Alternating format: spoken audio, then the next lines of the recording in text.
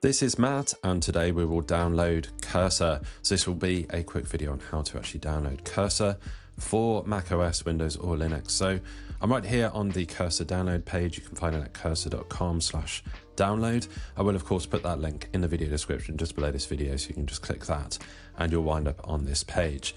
Now the Cursor download page will know what operating system you have. It knows that I have macOS, which is correct.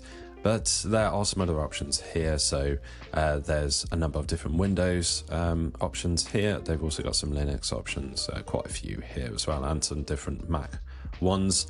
But by default, it will know your operating system. So if you're Windows, it will come up with Windows right here. So all you need to do is click download, and that will instantly download to the download location that you have set in your browser. So I'm on Google Chrome on a Mac, so it will go straight to the downloads folder and you will open the installer from there. So hopefully you found this video on how to download Cursor on your computer useful. It's a great tool. I've been using it for a number of years now. Hopefully you found this video helpful. If you have, drop this video a like and subscribe to the channel for more videos just like